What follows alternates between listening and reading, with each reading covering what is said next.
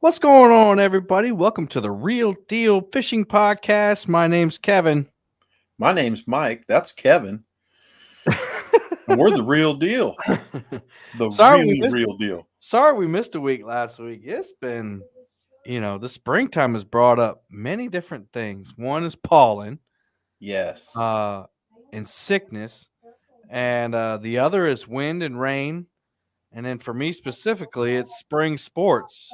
I work at a high school, so I'm going to the spring sports game and trying to balance work, YouTube, family life, and church, and it's I'm losing right now. I think if you show up for the sporting events, you're winning right now. Oh, that's That that. is I mean, that is awesome of you. yeah, yeah, and we have just about every team you could have in the spring. So we got three soccer teams, two baseball teams, two softball teams, a tennis team, and then track and field, which is huge. So, I try to get out there and support everybody. But we that being said, where we're here this week, and we hope you've been anticipating a new episode. I think we've got a good one for you this week, an excellent one, and I'm excited. I'm excited to talk about it. Mike and I are both gear nuts, and we like to get new things. And me being newer to catfishing, I've got a lot of new things in a short period of time. And so I started thinking, I was like, it's time to start doing some update videos on how this gear is lasting. But then I started thinking, well, what's the qualifications for, durability and worth and all that stuff? And so Mike's like, that's a heck of a good show topic. That's what I said. This is a heck of a good show topic. But we thank y'all again for listening. One more little plug there. If you like what you hear and you want to support us, go check out our YouTube channel, the Real Deal Fishing Podcast YouTube channel, where you can see the live video recording of this. If you'd like to come and chat, go to Palmetto Cat's YouTube channel, join the Boom Squad, and you can come in and chat with us while we're live streaming. And then, of course, go check out Murillo Family Fishing. See some awesome Lauren interviews and some live fishing and maybe some reading here soon. You'll have to go check that out. Oh yes. Very excited about the springtime opening up not only the pond, uh literally we were fishing in a hole in the ice that might have been 12 feet in diameter, Wow. just because we had that level of cabin fever. And now all of our water is really starting to open up. Our favorite reservoir, just 10 minutes north of us here, is well on its way to getting rid of all the ice. And when the ice goes out, the catfish and the carp come in. All right. So we are geared up and we are ready. So check out Mike's channel. Uh, both of our channels are very family friendly. You can feel safe with your family watching. We got Boom Squad member Anglerholics Lizabella in the house. Welcome, Liz. Um, so the topic tonight again is what determines if something's durable. So we want to break that down even farther because some people only fish weekends, or maybe you fish once a month, or maybe you're a tournament angler, or maybe you're a YouTuber that fishes random times whenever he can, like myself and Mike.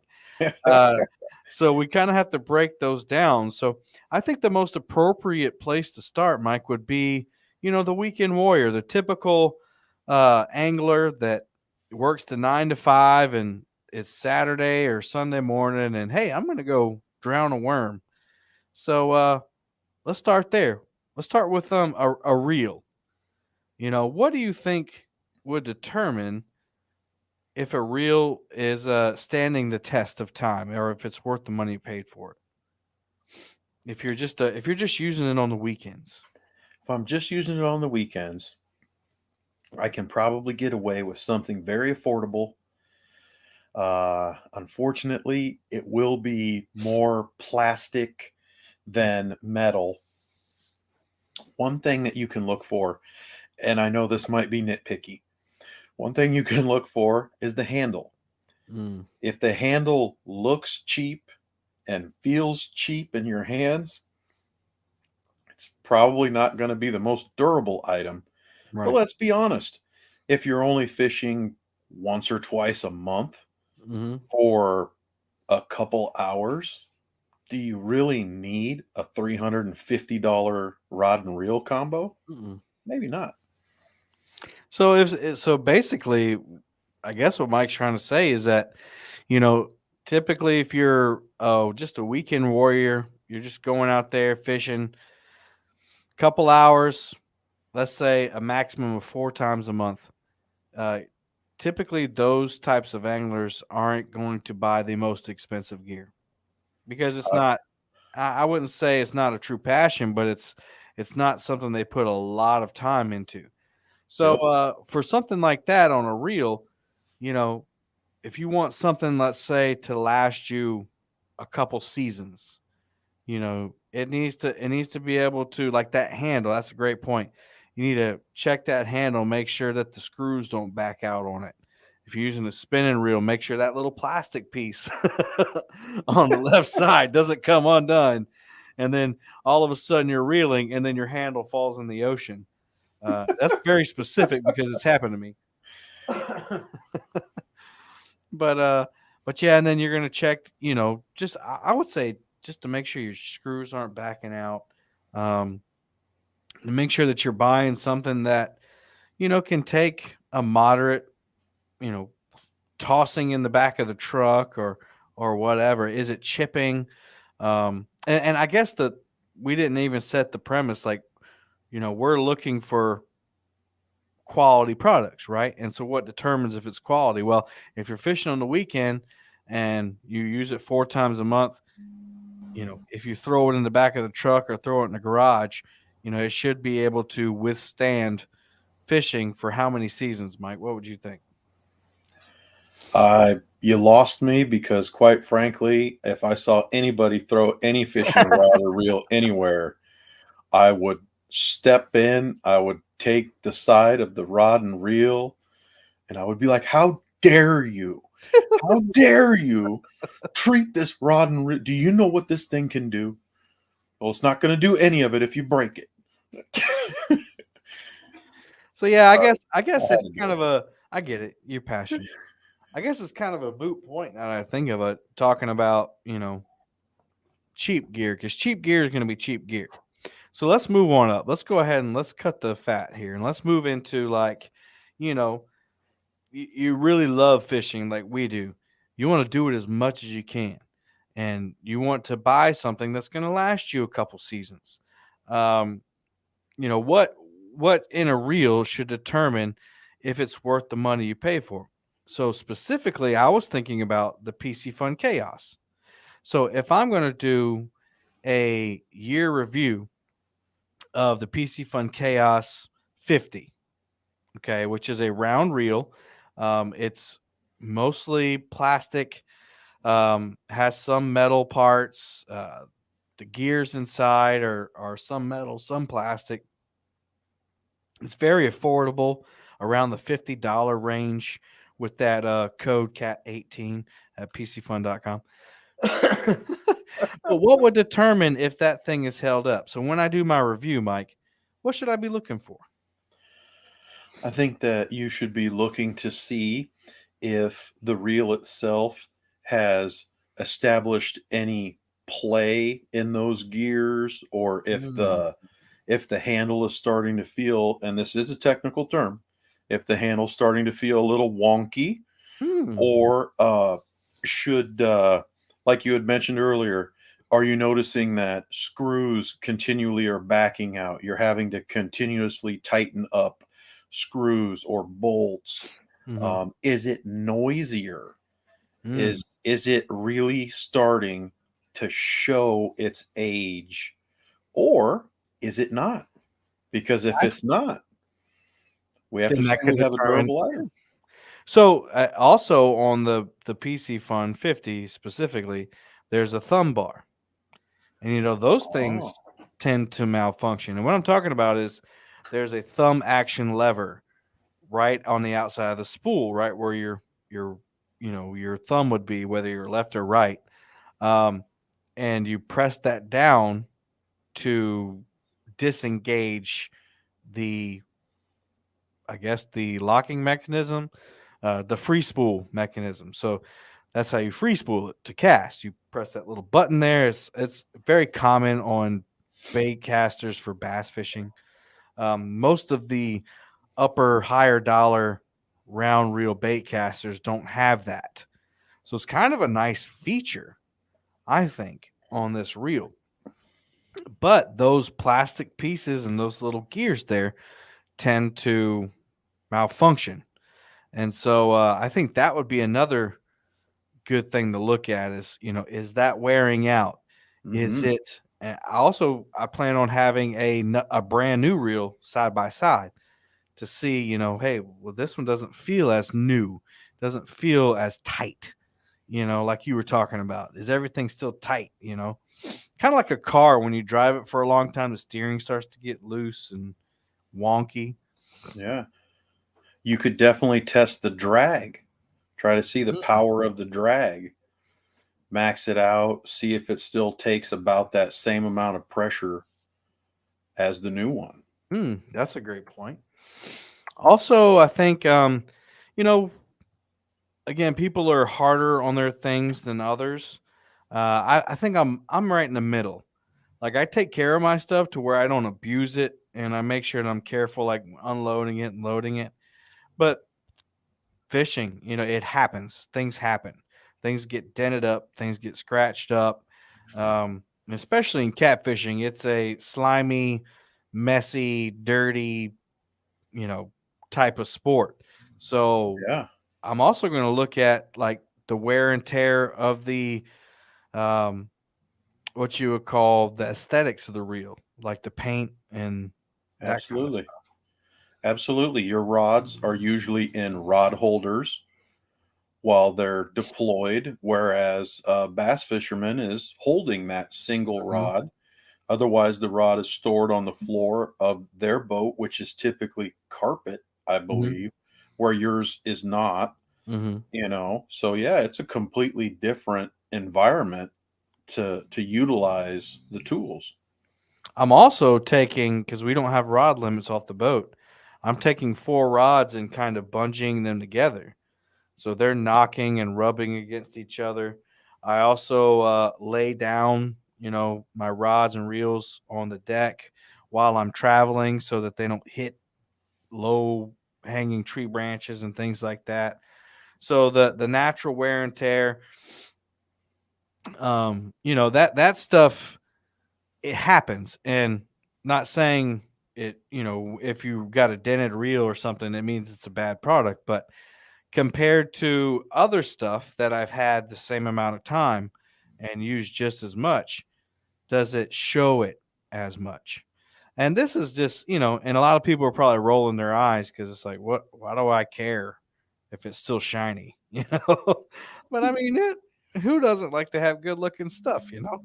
And not That's all of right. us are money bags and can just replace it if it doesn't look the greatest or whatever. That's What's right. what's another Mexicat real? says you got to make yourself look good. That's the number one rule. You got to look good while you're fishing. What's another thing specific to a reel that you'd want to check out? Spin a bait casting reel. Well, people oftentimes state that the level wind Mm. might not be working quite as well as it once Yep. Yep. did. They often reference the worm gear, and I am not a round reel guy. I have one round reel that likes me, and so far all the rest of them have not. So I have Hmm. sent those on to greener pastures where they can be handled by more talented anglers who I wouldn't match say up more. very well with round reels. I wouldn't say more talented. I'd say. Well, if you can cast it and not bird's nest it 70% of the time, 90% of the time, then Mhm. I consider you to be more talented than I am, sir. I think also the I like the fact that you said, "Is it louder than Yeah. it was?" Because that means that something's going wrong on the guts. and I have some reels that are newer that I've kept. So I'll go ahead and say, like the Ming Yang, I stopped using those. I bought one, and within 3 months of using it, it was squalling and screeching and creeching and locking up and doing all kinds of crazy stuff. The Catfish Sumo reel did the same thing. Um, so those are some reels that I've decided not to use because I had a bad experience with one or two of them. So that those sort of things definitely, you want to make sure that the inner workings are right. Now, I'm not the guy that's going to take apart a reel and look at it. In my experience, if it sounds good, works good, I'm not taking nothing apart. No, I I have gone through so many different reels and so many different companies. I probably should have wrote it down. And this last year, I finally encountered two new reels that I purchased online on Amazon, on their Amazon store, and a quality name. And I'm telling you, there is something wrong with them. And I already threw the boxes and everything away Mm. because I thought everything was going to be fine because I literally own 7 reels from this company.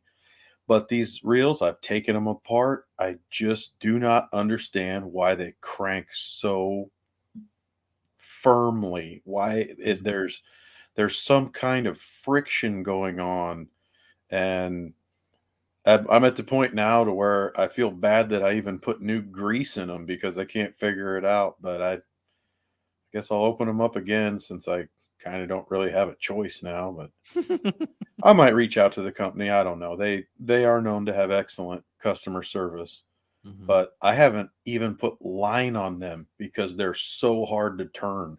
Yeah, that's no good. Yeah, it happens. It does happen.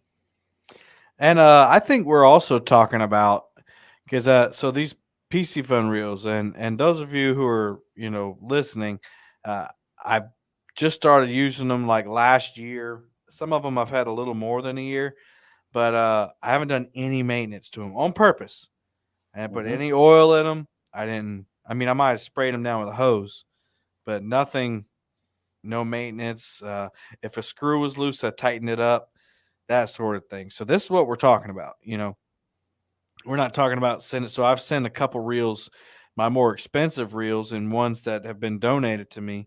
I've sent those off to professional to get those clean and whatever. So those should be in tip top shape. But I'm more thinking about the reels that we're testing out. That are less well known. And so, like, let's say Abu Garcia for instance, Abu Garcia round reel C3, for instance, Catfish Special. That's a reel that has been tested. People know that it's durable. People know that it's quality. And if you take care of it, it will last you a long time. Unlike the Chaos, which hasn't been in its current form, hasn't been around as long. So testing it out and everything is something that I think needs to be done and needs to be updated. So like after a year, how's this thing performing? If it's still good, how is it after 2 years? So that's sort of kind of what we're talking about. Let's move to spinning reels. You're a spinning reel man, and I know a little bit about spinning reels too. That's where I got my start. So, what is a quality reel for you?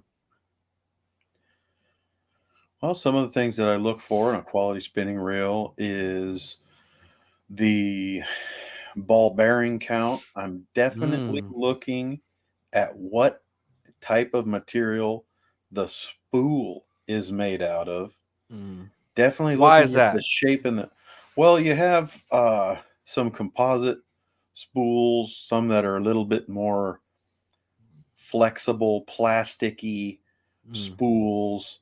And as you're fighting a fish, and as the fish is putting the pressure on the line, transferring in through the rod to the reel, you can literally see that plastic in that reel mm, flexing under the pressure that the fish is putting on it, under the pressure that you're putting on it, how you're handling it, but you have to turn the crank, the handle on the reel to get the fish to shore. mm-hmm. You can just see that build quality either flexing or holding up very well during the actual battle, the contest of fish versus reel rod and reel. I've also lately I've really looked at the design of the spools, as I feel those are evolving rather nicely. You're noticing now they're made out of aluminum, and some of them have lots of cutouts on them to help keep even more weight Mm, down. yep. I'm honestly wondering if there's some sort of aerodynamic purpose to the designs in them. I don't believe there is. I believe it's aesthetic, but I don't know how they're engineering these things. But I'm interested. Mm, We're all students of life, and certainly those of us who are passionate about fishing are constantly trying to learn. And part of it is learning about the equipment. I mean, mm. And I can get my hands on nothing beats equipment. experience. Oh, absolutely. Nothing beats experience. And you can say, "Oh, this reel's awesome. This reel's awesome," until you've had it for a couple years, and then you figure out, "Oh, I didn't really know what I was talking about." So that's kind of why I've been quiet about gear reviews, and I've done a few because I've been asked, given a reel or something, I've been asked to Mhm. do it. Um, but I think, and I made a mention in those reviews. These are initial out of the box reviews. Have no clue Absolutely. how it's going to be durable. And now I think a year is a great test, especially for how much I fished in a year. You know, uh, probably over 100 trips. Using the reels over and over and over, catching fish on some of them, maybe, and but definitely like one of our boom squad members was talking about throwing big weights. Whiskers and Stripes was talking about throwing big weights and stopping the spools with our thumbs and all of that. That bears a huge wear on the reels. Going to spinning reels, I think you hit the nail on the head. My biggest thing about looking for a quality spinning reel after a year, deciding if it's good, is if that handle is still intact. If I still got that little cap for the other side, or that screw or whatever it is. Absolutely. The the handle itself, not just the screw, but the handle itself to me is very, very important. And I want to not only feel the quality and experience that durability year over year, like you're saying. I've had reels where the handle's great, the actual crank portion of the handle's great. Then the actual handle has fallen apart, or it was foam, Yeah. and now I have just a little metal stick there. I mean, Mm, so definitely that wasn't a quality item. hmm And it's sad because the rest of the reel was okay and completely Yeah. intact, but now I need to buy another handle, you know? It's a Well, crazy setup. I think especially in those spinning reels, how much dirt got into that casing, Yeah. how much grime, how much slime in there, and how does that affect that reel? Is it still smooth? Do you feel the grinding of the ball bearings because there's dirt and grime in there? Now you can clean all that out and you can do maintenance on it. But the average angler, the average weekend warrior, or even somebody who fishes a little bit more than that is not going to do that maintenance. They're just not. I fish a ton and I don't do any maintenance on my reels. Now, will I if they get to the point where it's unusable and I've spent enough money on it? Of course.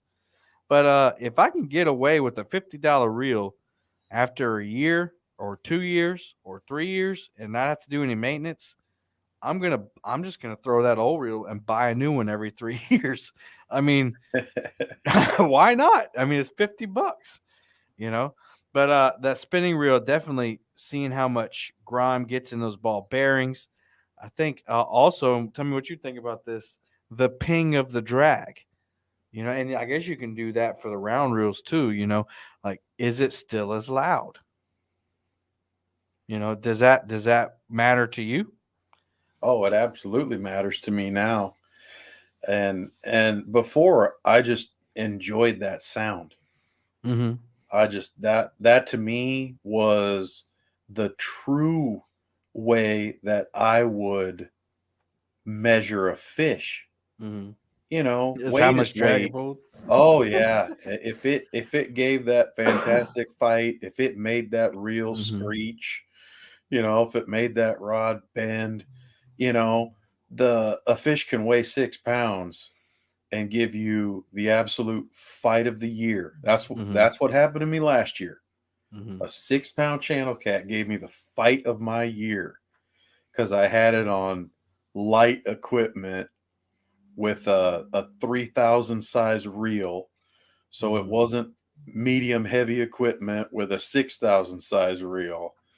So that Mm-hmm. fish worked that. I had so much fun. And I really liked what you mentioned there too about is the reels design keeping all of that grime out of there? Because again, like I said, engineering. How do they engineer this thing? They they have learned to consider that Mm-hmm. year over year and try to help that. Mm-hmm. You I felt it's not a lazy fisherman uh angle to not say, yeah, in February, I'm going to take everything apart and I'm going to, I'll start with these four and then I'll do these other four next month. You Some people know, really like doing that. yeah, some people love doing it, but I'm saying you said you wouldn't do it Mm-hmm. and that's fine. And here's another thing. Some people don't even change their line like Mm-hmm. ever. So they're really doing a massive durability test online, Yeah. Yeah. That which was another thing I I don't was trust gonna that. bring up. I Yeah, don't I trust don't line at trust. all. I change my line way too much. I feel that you've been very disciplined in your approach towards these products, Mm-hmm. giving them a true test, Mm-hmm. so that way when it is time and you feel, you know what, I'm going to make this video now. I'm going to go over, I'm going to think Mm-hmm. about this, I'm going to put my content together and present it. You know, I think that there are more people that are like you than probably there are that are like me, Mm-hmm. where I might take the same reel apart every single year, Mm-hmm. even if there's nothing wrong with it. Yeah. I You know, like what maybe. Whiskers and Stripes said. He's saying a lot of good stuff. He said time should be the most weighted value in the review of a piece of gear. Totally agree. He also said if it ain't broke, don't fix it. Yep. And then James, we mentioned these are Boom Squad members in the live chat. Again, you can join the live chat by going over to Palmetto Cats, joining the Boom Squad. He said he changes his line twice a year. So yeah, I do that way more often than that. And then Chris also said, "You mean line isn't like wine? It doesn't get better by age."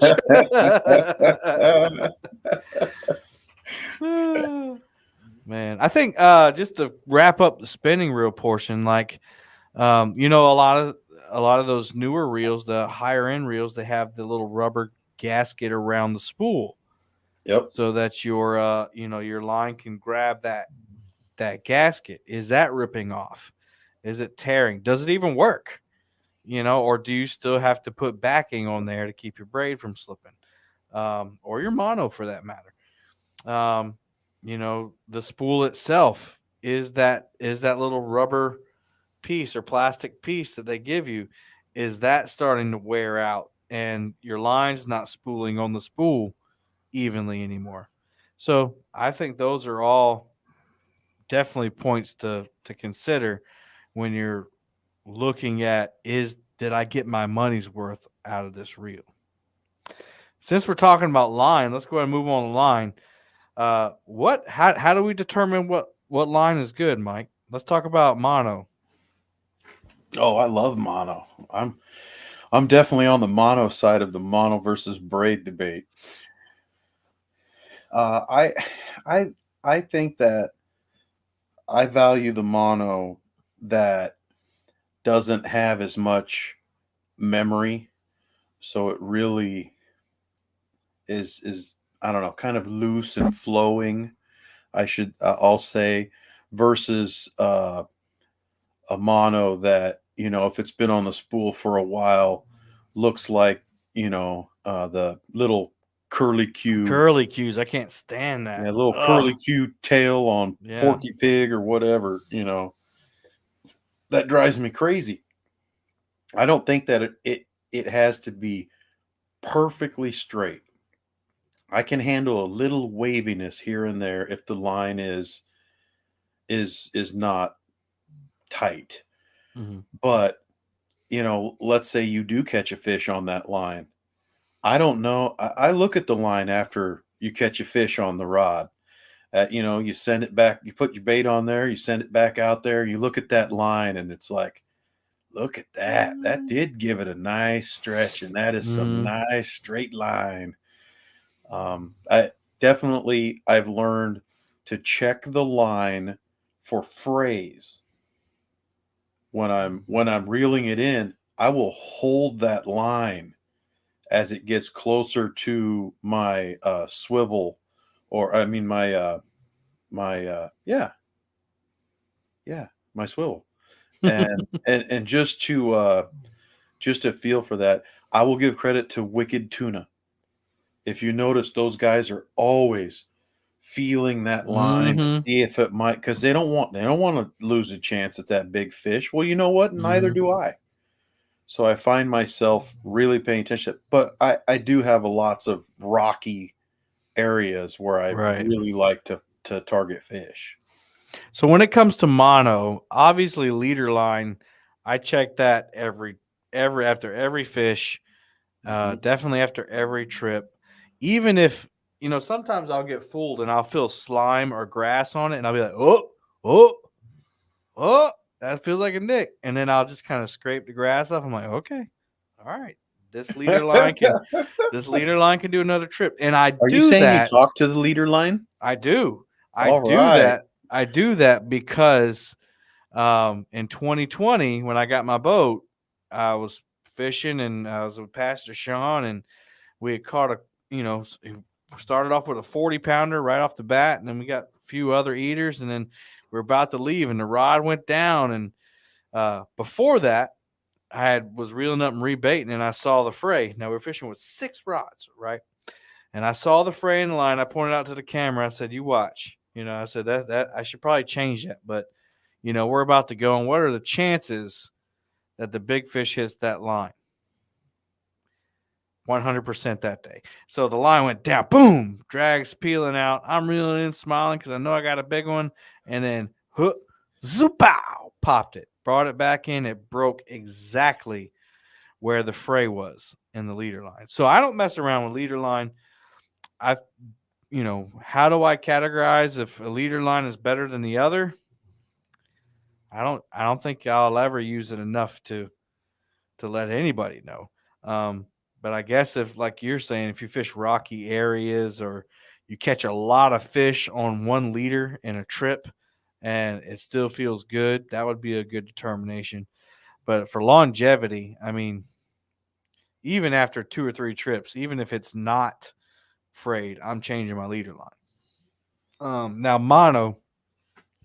So I used to drag baits with mono, and if you don't know what I'm talking about, basically it's a technique to where you let your boat drift with the wind, or you pull like you troll under power, and you drag the bait on the bottom, and it's kind of floating up, and you present it to the fish as an injured bait fish.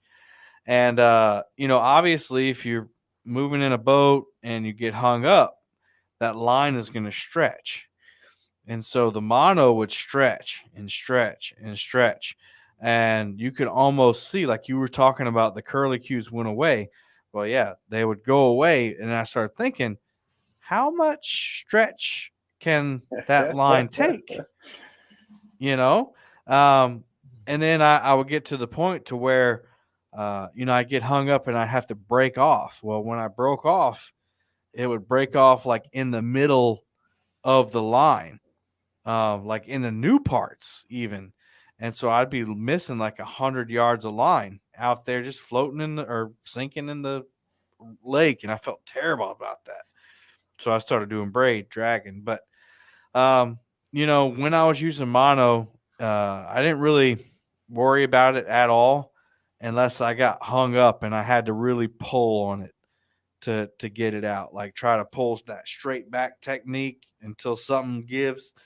Um, and then what I would do is I would uh, kind of calculate in my head like where was that stretch happening in the line, and then I would cut that section off and throw it away before I would change a whole spool. And kind of like Tom said, he said he changes his line when he's broke off enough to hamper his casting distance. So that's how I would judge that. But then the question, that's not really the question, right? The question is, how do you know if you have a durable line?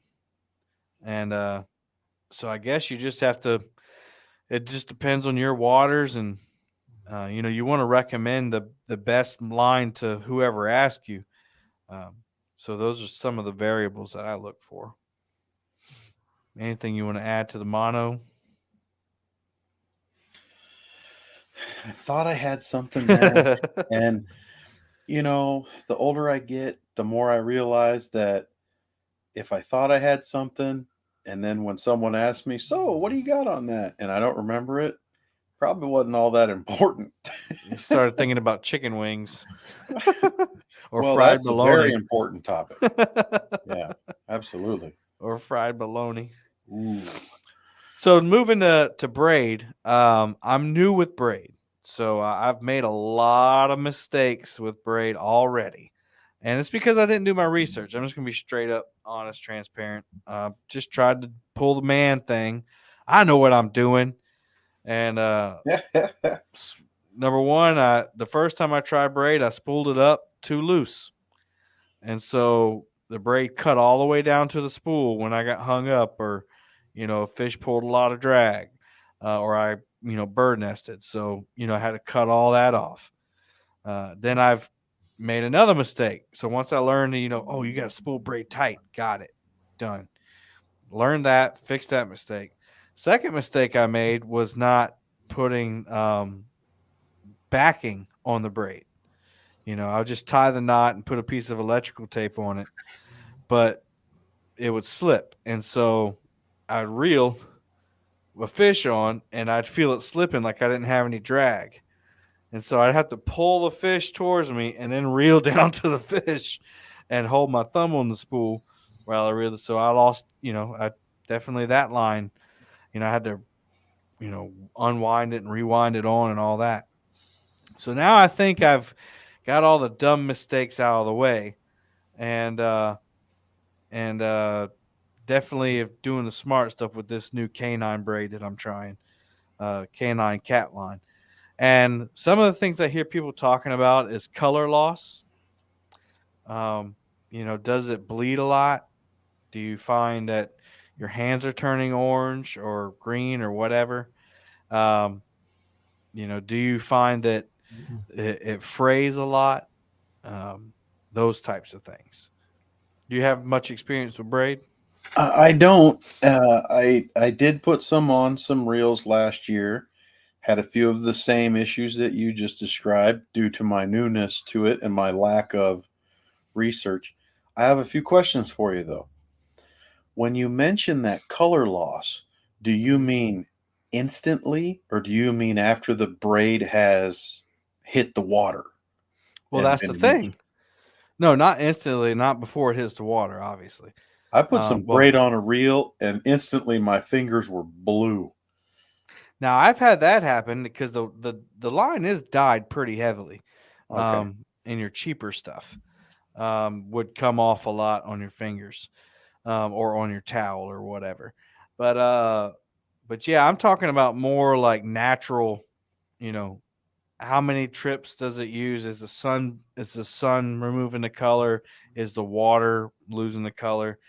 Uh, I don't really care too much about the color, other than the fact that I want a high vis line so I can see it against the dark water. That's Yeah. the only thing I care about. So if you have a bright orange or a bright yellow, you're not really too worried about it. Um, but yeah, just the fraying, I guess, for me, is it because mono doesn't or braid doesn't stretch, so if it's fraying a lot, obviously you want to make sure you cut that section off. If it's fraying up in the line or whatever, then maybe that's not the most durable line you want to buy.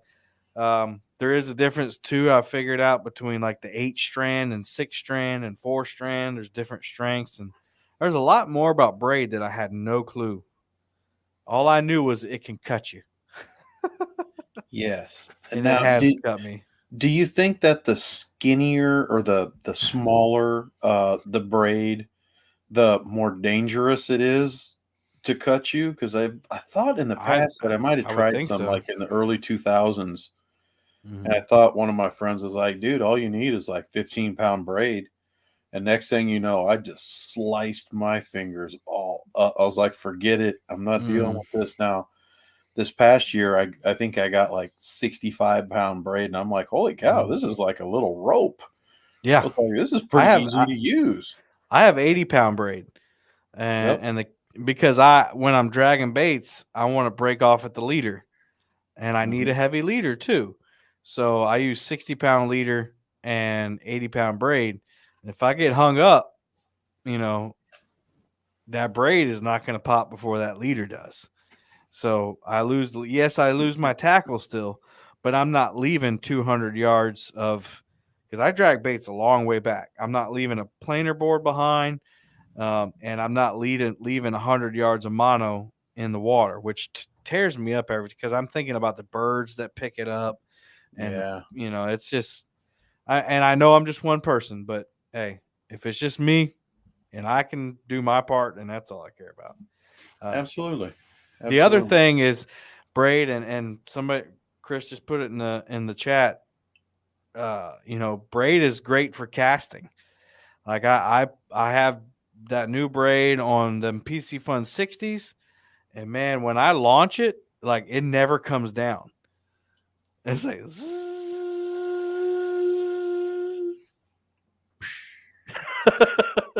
and I even had Jeremy's tournament cancels out there, and I kept casting, launching it like 150 yards, and he's like, "Man, I'm gonna get me one of those. I gotta get one. I gotta get one."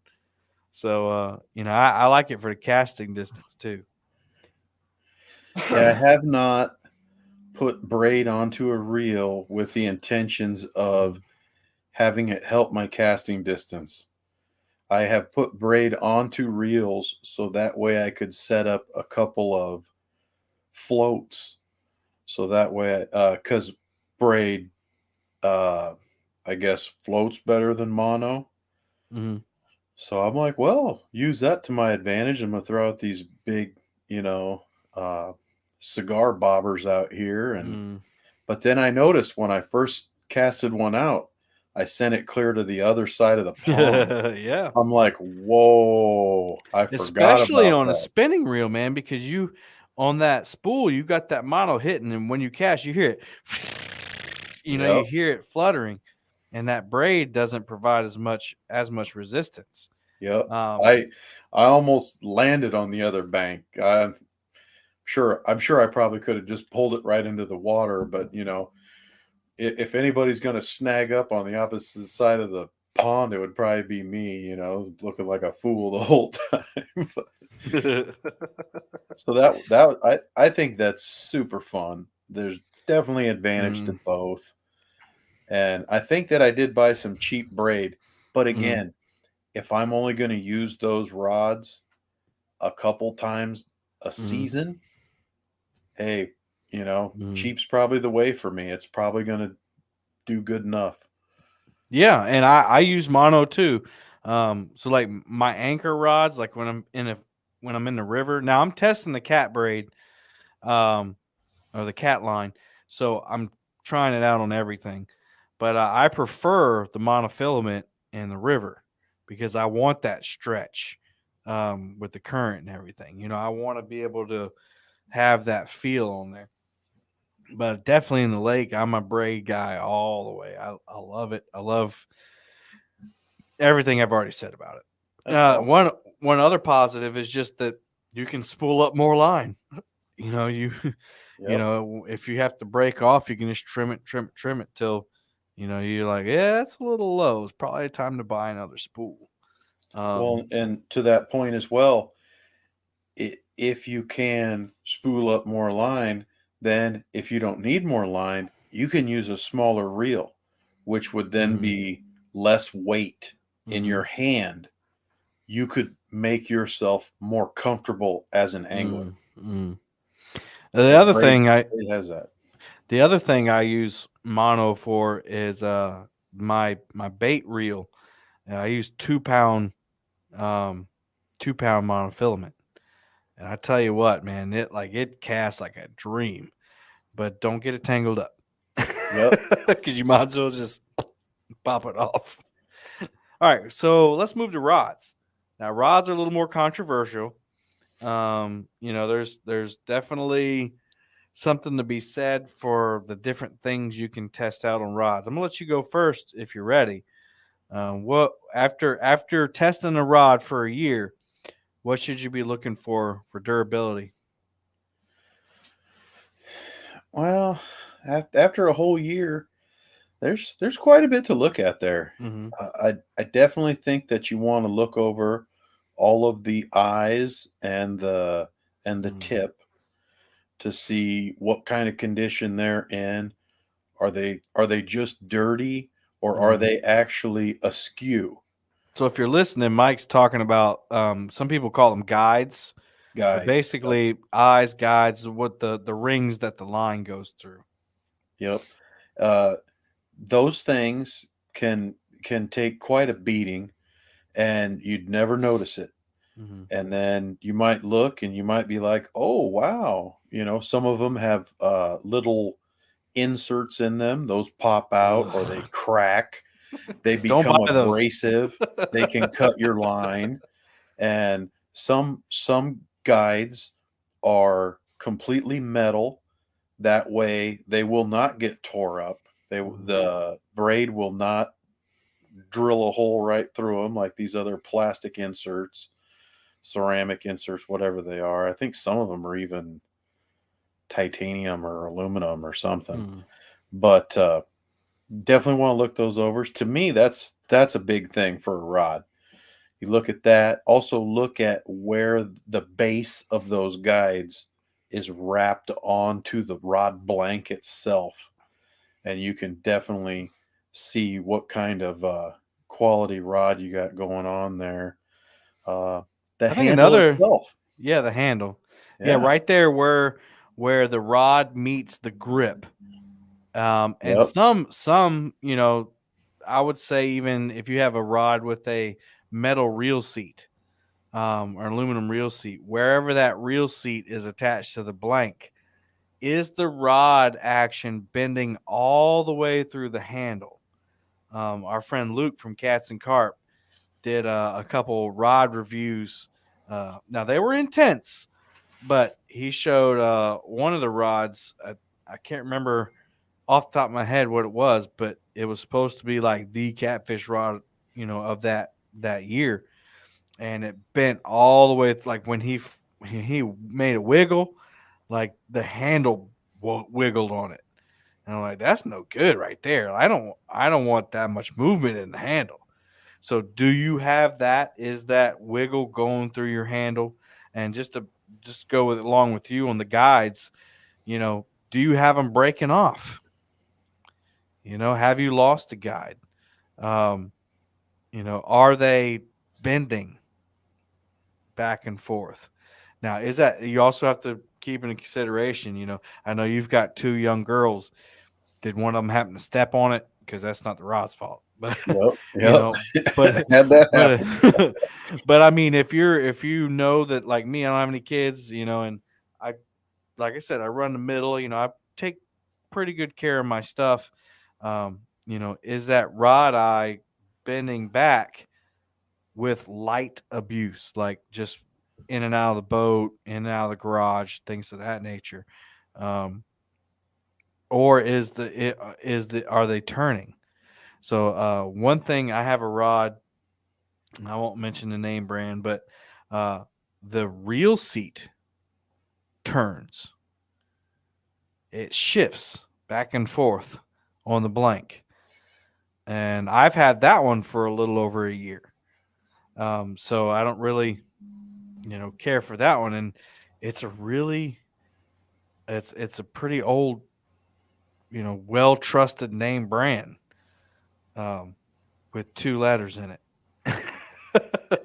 I can't remember how those are applied to the rod blank, but I can tell you that the rod tip is applied with hot glue. Yep. So it's something that you need to remember. Everybody needs to remember is that that's temperature sensitive, and you'd be shocked how warm it can get in the back of your truck if Mm-hmm. you leave stuff in there all day. Some people, forget their pets or their children inside the vehicle, and they say Mm-hmm. that the inside temperature on a hot day can be 140 degrees. Mm-hmm. Well, that hot glue will start to That's a you good know point. change. You can have your rods in the back of the truck, and then next thing you know, you're looking at the rod tip and you're like, that's not straight. It isn't a fish that did it. It's the temperature in the back of your vehicle. And it's kind of shocking. I've actually had it happen to me several times. I was about to Which, say, it sounds like you've had experience. yes, I have. And I've caught fish on rods where the rod tip is 90 degrees the wrong way. Mm. Pretty funny, still worked. And yeah, just rods are a real interesting piece of equipment like that. I would have to assume that reel seat is also hot glued onto that. I could be wrong. Mm-hmm. Maybe it's more of an I actual need to cut glue. it apart and check it out. Uh, Rod Knockers Fishing put in the chat that the aluminum reel seats with the locking nuts that keep backing off. I agree 100%. Not much more annoying than fighting a fish and then you feel the reel start to wiggle because the nuts have backed off.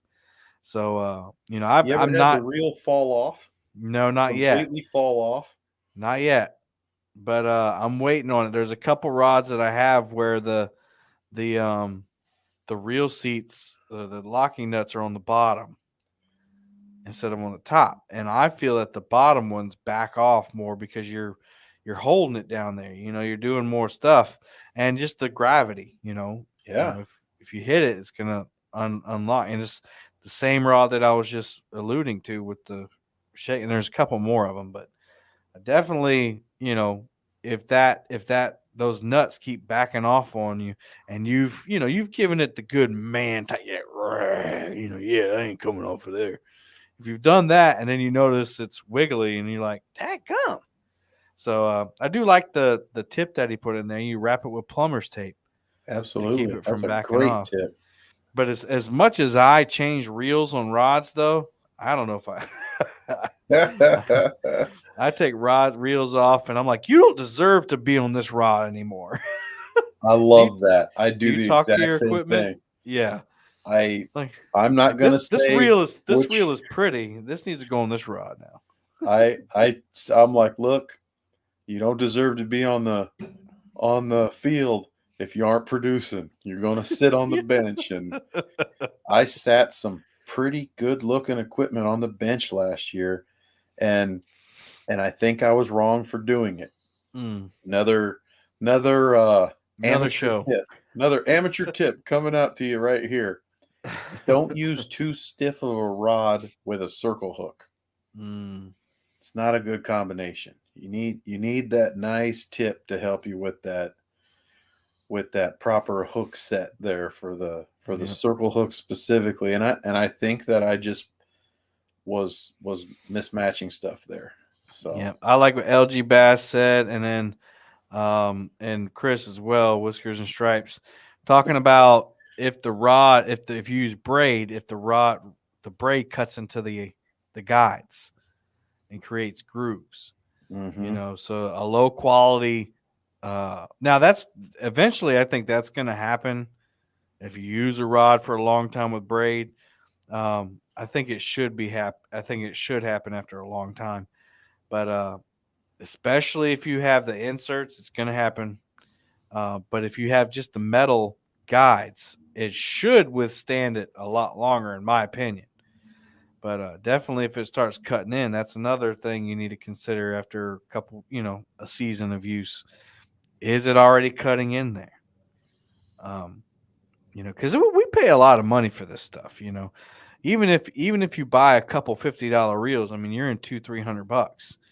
And you're investing your time and your money into that. And even though that you're taking a gamble with a $50 reel or a $60 rod not being the best quality, it's still, you're still putting your hard-earned money in there. Yeah, James said you're benching your equipment. Me Yeah. too. I got several reels that I'm not going to use anymore. I'm going to put them up on Facebook Marketplace or eBay and sell them. I just can't.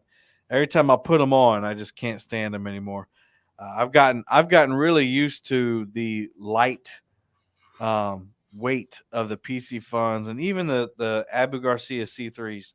They're just light, and I like a light rod. I don't like to hold a rod and get tired of holding it. It wears you down. It It really wears you does. down, and Then I you're not want at to your best. You're I want not. to You're pick it not up and be full able to peak. toss it back and forth in my hand, but Yeah. still have enough line capacity and stuff to do what I need to do. Um, yeah, Tom agrees. I prefer reel seats that screw down from the top rather than from the bottom. If it fails from the bottom, your reel could fall off. Absolutely, and it's harder to catch it if it falls off the bottom because you're reeling and then that reel falls and you're like, oh, what do I do?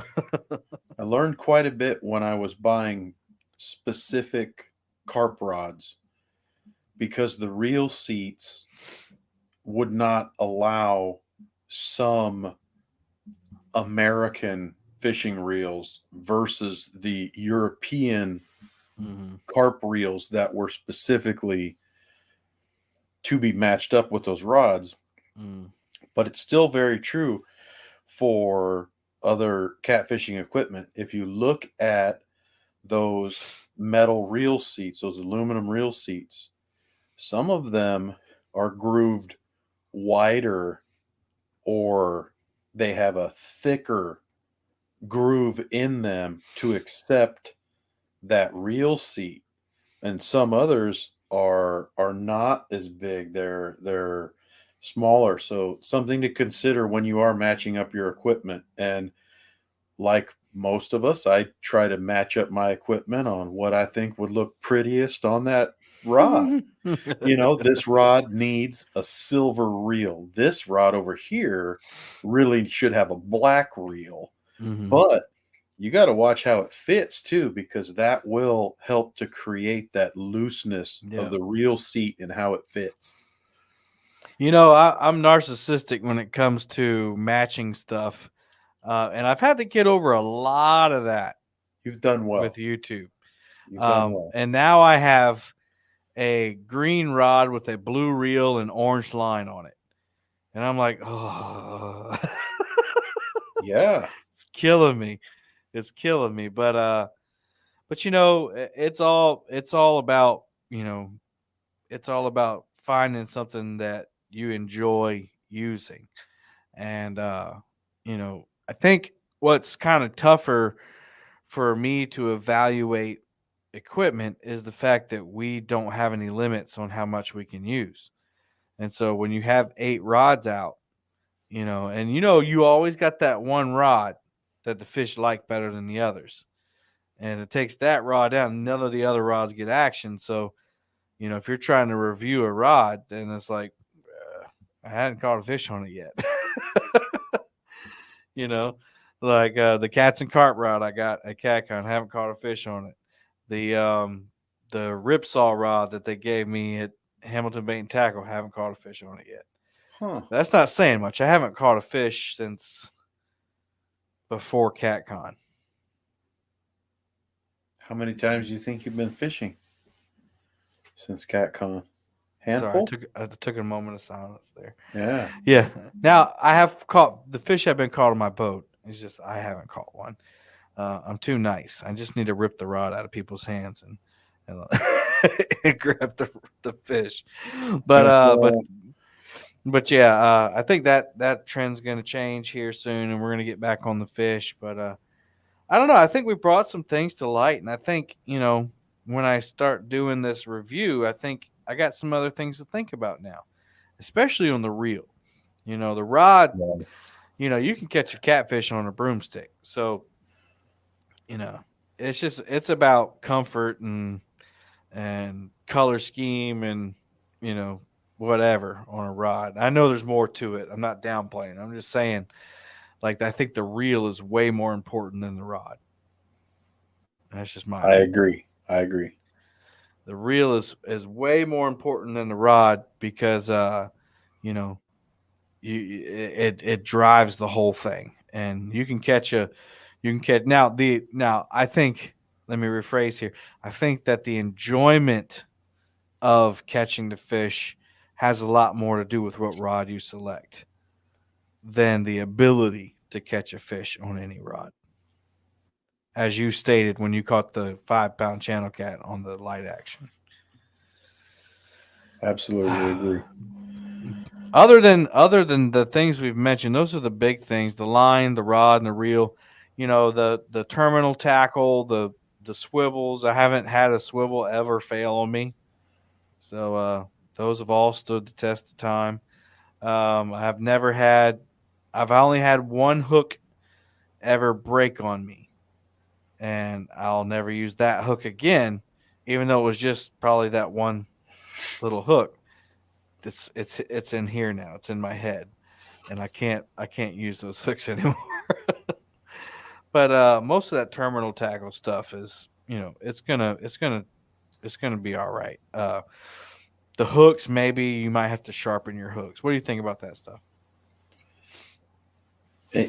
Some people aren't even willing to sharpen their hooks. Yeah, I don't. I I think that whenever I consider this topics like this, it makes me realize that when we were younger, we were brought up not to waste anything and to really try to take care of the stuff that we did have, maybe because we couldn't afford to replace it. Like I remember having a lucky hook like 3 years in a row. And I'm like, how on earth did I have that same hook 3 years in a Yeah, row? you didn't catch many fish. I didn't. I didn't. That's the answer. That has Yep. to be the answer. And I must have just been lucky enough not to get snagged up. And Right. anymore, Right. now that I'm older, make my own money and do with it as I wish, I think to myself, what do I care if I get snagged up? That just means that I rig the line again, give it another try, and I try not to do the exact same thing again. But for the most part, where we're fishing is some snaggy area, some cover, and that's where the fish are. So it's just part of the game. But I feel kind of bad that in the past maybe we just didn't have enough money. It's like, don't lose that hook, man. We only got four more. Now I Man. look at it and I'm like, whatever. There's 10 in this package. I'll buy 5 of them, and I don't care if I Hmm. snag them all up. And Hmm. sinkers tend to cost a lot of money. Well, I mean, yeah. I'm not really enjoying replacing all these sinkers, but as far as a hook, I'm like, ooh, now I get to try a different one, because there's so many different designs. Mm, yeah. Very much like those I just picked up the Boss weeping Cats. hooks. Chris Souders uses Boss Cat, which is made by Daiichi. So it's the red Daiichis. Um, they were recommended by Tackle Bandit to me, so I'm gonna try them, and we'll see how they work out. The gap's not as big as the Mustad, but I don't know. We'll see how it works out. Using the Demon Dragons and stuff. I think that's all awesome, and I think it does have something to do. Could have something to do with hookups based on your situation, but I think as far as durability, if you can keep a demon dragon for a year, you don't fish much structure, and you're very lucky. I know Chris Flores has hit a couple demon dragons for 2 years, and I was like, yeah, I lost 6 in one day 3 weeks ago. Yeah. So if they ever drain Lake Moultrie, man, I'm gonna be the first one out there, because I'm gonna have a field day with all the bobbers and the demon dragons that haven't rusted away out there. Sheesh. I know right now where 6 demon dragons are in about 4 foot of water. If I went out there and swam and got them, I could get them. Well, cool, man. I think we had a great show, man. What do you think? I think it was a great show. Wasn't even the topic I wanted to talk about, and look at how well it went over. There we go. There we go. No, I'm just kidding with Kevin being so busy and life punching us in the gut over here and over in Iowa, and then the weather doing it too. Just feel like I hadn't had a chance to really chat with my friends. So, but we got a great topic here, and we worked our way through it. And some of us just have such different experiences that these words truly do mean a little bit different to each one of us. So that's just part of the love of fishing. I mean, let's talk about it. Let's chat about it. I'm still waiting for the next Boom Squad member to say, "Hey, let's get up here and chat," or the next person to say, "Hey, I got a topic. You guys want to chat about it?" I mean, yeah, I love talking about fishing. Yeah, any Boom Squad members that want to come up on next week, you let us know.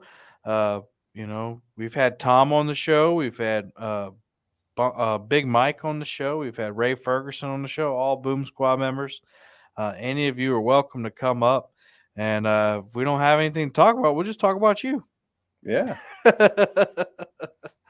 But thanks for everybody that listened, and thank you for the members that came in and chatted tonight. Very lively chat. We appreciate all the insight and the opinions. And we're gonna call it a show. So let's go out in prayer. Heavenly Father, we thank you for the opportunity to do this, talk about our love for fishing. We just thank you for the great outdoors, this planet that you've given us with these resources that we can take advantage of and use. And Lord, I just pray that all of us would respect your earth and what you've given us and not take it for granted. I pray for those who are less fortunate than us. I pray for those who are sick, those who need prayer. I know that Tom, Chunky Cats, his friend Banjo, I think it's Tom, he asked for prayer for him, Lord. So we just pray for him, and we want to lift you up and give you all the praise, honor, and glory. It's in your name we pray. Amen. Amen. It is Banjo Tom, isn't it? I think so. All right. Well, I'm horrible with names. As soon as that's like, hey, and I say, hey, I'm Mike. Poof, I forget the other person's name. Yeah. Hey, well, God knows who we're talking about. That's right. All right, y'all. Well, until next time, happy fishing.